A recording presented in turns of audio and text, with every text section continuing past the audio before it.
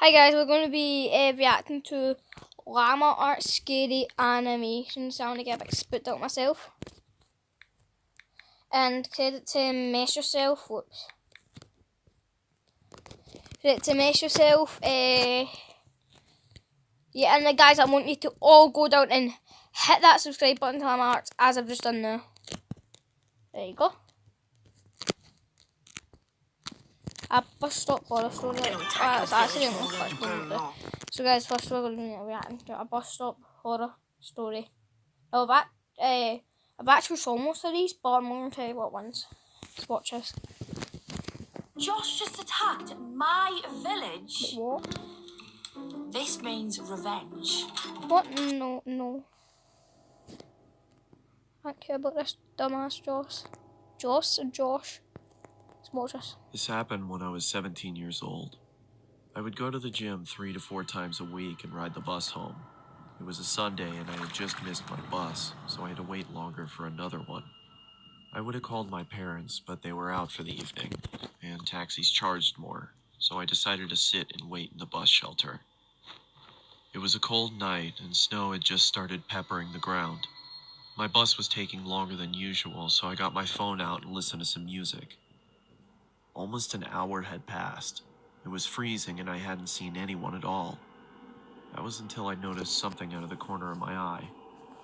It was a creepy guy dressed in thick layers of clothing, walking slowly towards me. I knew staring at him would draw more attention, so I just focused on my phone. He sat down at the other end of the shelter and just stared at me. There was something off about him. He seemed like he was either drunk or on drugs.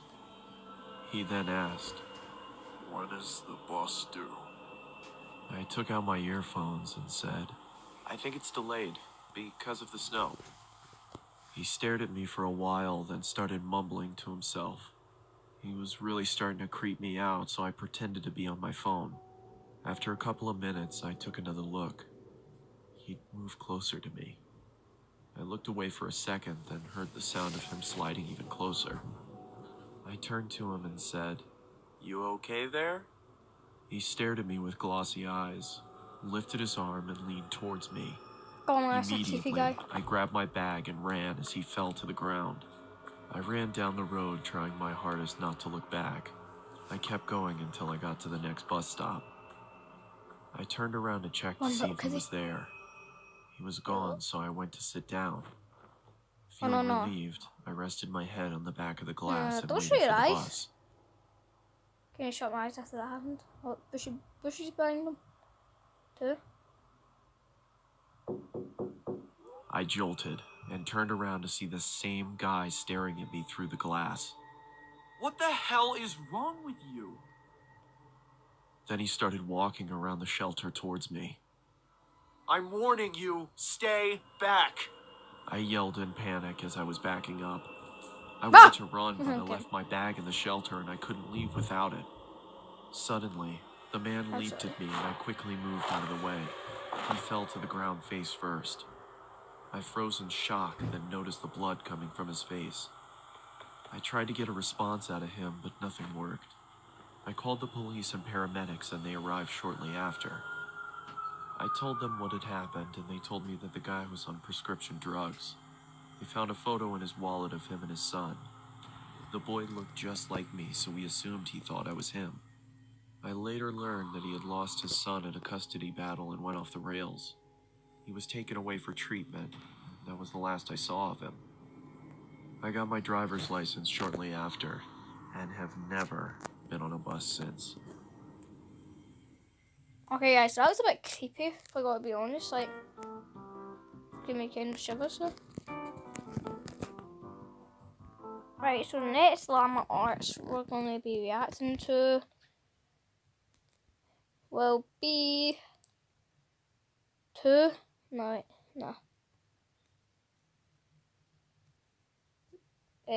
going to be reacting, let's just find this next one. Snapchat, let's watch this Snapchat one. Morgan, wake up. About last night. What? Last night? I was playing Coin Master. Coin Master! And one thing that...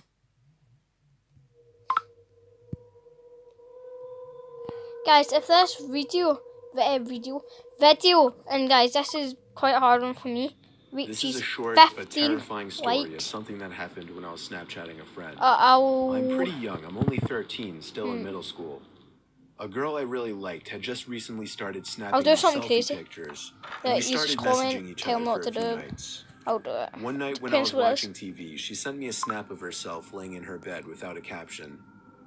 I sent a message saying, "What's up?" She sent another identical picture, this time with a caption saying, "Not much, you?" She set the timer to 10 seconds, so it gave me plenty of time to analyze the picture, including her bedroom in the background, and the dark outline of a person standing by her window. I quickly sent a response message saying, "Is that your brother by the window?" It's creepy. She sent another identical snap, this time captioned, "What do you mean?"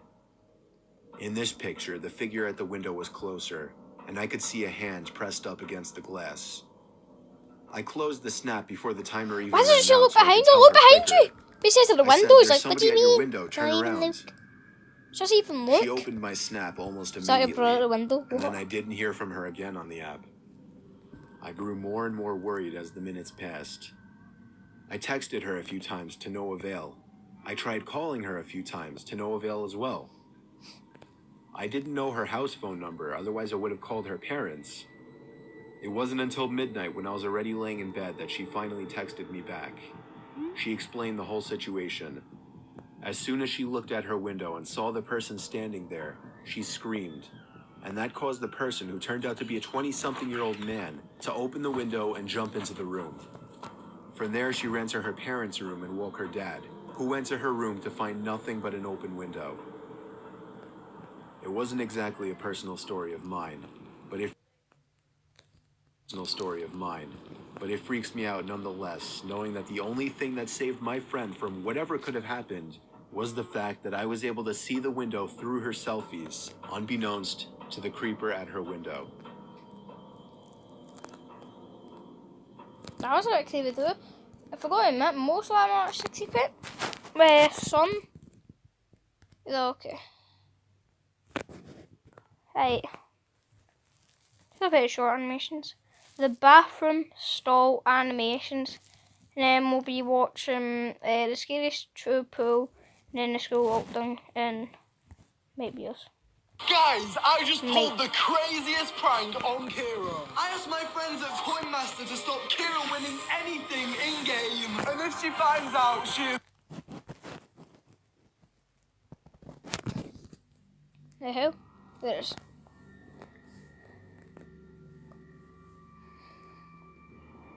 So this happened a few months ago. I'm 26. I was at JFK Airport in New York with 5 friends. All of us were about to fly down to Florida to spend the week in a beach house. We had a few more minutes to kill in the airport before we would board our flight, and I really had to go to the bathroom all of a sudden. I was baffled to see a line out the door for the bathroom. I noticed a janitor walking by, so I asked her if there was another bathroom nearby that wouldn't be so crowded. She laughed and told me she shouldn't really be telling people, but there was another bathroom past the door she was pointing at, down a narrow flight of stairs and to the left. I thanked her because she was extremely nice and followed the direction she gave me. Sure enough, behind that door that no one would think to open was a small stairway that led down to a really poorly lit, skinny hallway. It was so narrow that if 2 people were to pass by each other, one person would have to stand against the wall to make room. I found the bathroom right away. The door was extremely heavy and hard to push. Also, the lights were on inside of the bathroom, and it was filthy in there. It was evident that nobody ever really came in there to clean. Now, this is a little embarrassing to mention, but when I go to the bathroom in public places, I always try to make sure nobody else is around to possibly hear me going. So after checking the stall to see that it was unoccupied, I went back into the hallway for a second to take a look down both directions. To the left, there was somebody standing at the end of the hall, in a dark, unlit section of the hallway. It was a disturbing sight, to say the least. All I could do was awkwardly pull my head back into the bathroom and try to pretend we didn't see each other. I went into the stall and just stood there biting my fingers for a minute, dreading the thought of that door opening. And of course, it did. I saw the man's black shoes under the stall door as he walked to the stall next to mine. He shut the door, and then there was silence. No sound of the man unzipping his fly or sitting down, nothing. I realized I didn't really have to go anymore, and went to unlock the stall door. That's when I looked up and saw the man's head peering over the stall, looking at me. I nearly had a heart attack as my screams bounced off the walls of the tiny bathroom. It I ran doesn't back seem up that those damn creepy. steps and out that door, and Oh, then it seems casually creepy walked that back over to my your friends. parents looking. I was breathing heavily, but nobody guys seemed to looking notice. over watching you. I didn't tell anyone just because it was embarrassing, and I didn't want my friends to make fun of me in any way. I know, I guess that seems stupid now. Oh, We went on to have our Florida vacation and all had a good time. Of course, the thought of that creepy man haunted me every night that week.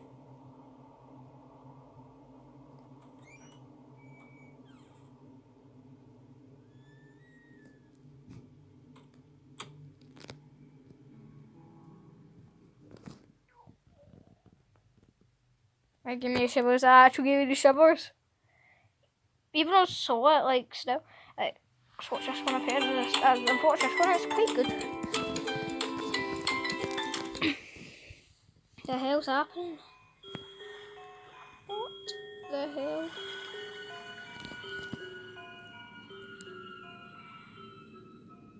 It was approaching the end of summer, and my friends and I wanted to do some cool, mischievous things before going back to school. So, we had the genius idea one night to sneak into a nearby community pool. It was actually only a couple blocks away. It's right smack in the middle of a residential area. Oh, So instead guys, of I'll be sitting getting on a a main face road cam or soon. something, it actually just sat around a bunch of houses on a So that'll quiet be good. road. During a hot day, the little parking lot would be full and the spot would be bustling. But at 1 in the morning, the place was of course dead. There's obviously a big fence surrounding the whole front entrance, as well as a cage that gets closed up when the place closes. So our best way was to get in through the side. We snuck into the backyard of a neighboring house and hopped the fence over to the pool. It was as easy as that. The four of us took off our shirts and jumped into the pool, which in retrospect wasn't smart, since any of the neighbors could have heard the splashes and just called the police. But we were dumb high schoolers. It was very, very dark within that whole enclosing. This pool had no lights, which is why it closed at sunset. Super stuff, but nah, I won't do James, that. Courtney, and Alyssa were on the other side of the pool, as I was just kind of doing my own thing at first, swimming around and getting my face wet. I saw Alyssa get out of the pool shortly after and run away. I swam over to see what was going on. She was just going to the water fountain, though. Oh, okay.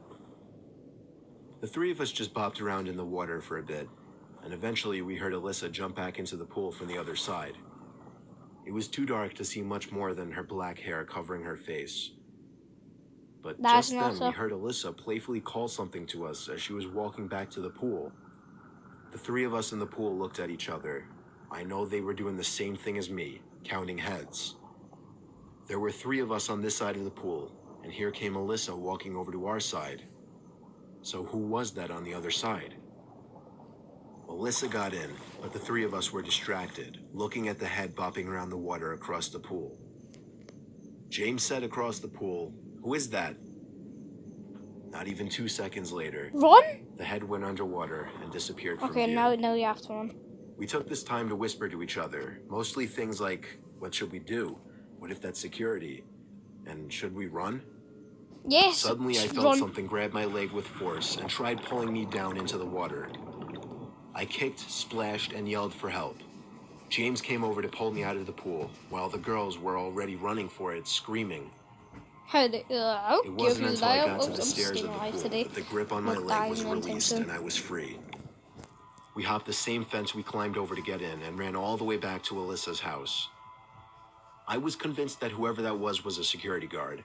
That is, until they literally tried to pull me under the water. We don't know what to think. There are a few possibilities. Maybe it was just another kid messing with us. Maybe it was a security guard who went way too far. Or most likely, it was a dangerous person who had ill intent. Well, that's creepy.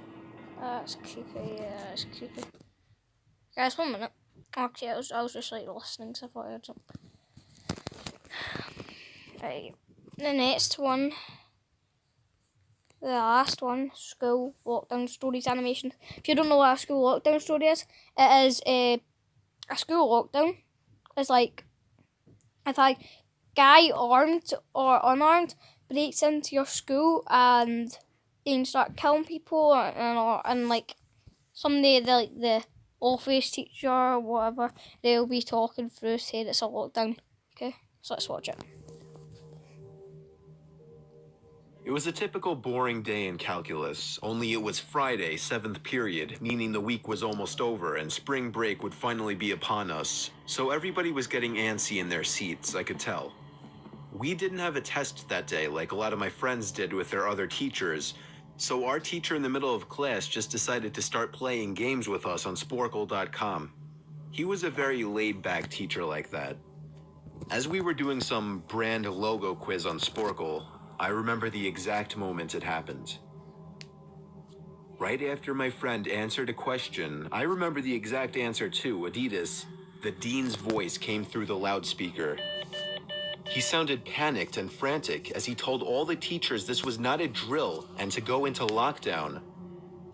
I actually got the chills, and I got goosebumps on my arms as our usually laid-back teacher too seemed panicked as he ran to turn off the lights and ushered us to the back corner of the room. Wait, which seemed panicked? We all sat in silence for about 2 minutes, and then the usual buzzing that came from a panel in the back of the room ceased, indicating that the school must have cut all the power.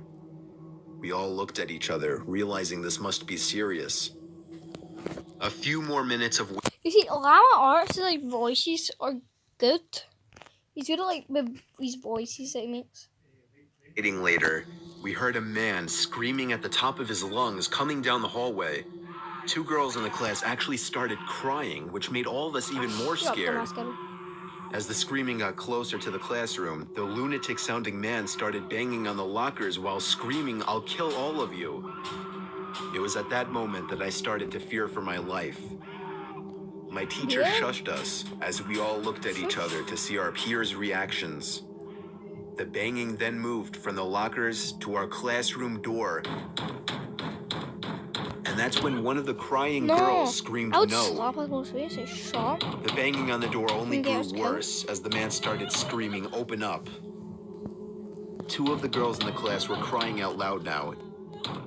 It felt like an eternity that man was pounding at the door. But eventually, he finally continued down the hallway, screaming like a mentally insane person until we could not hear him anymore.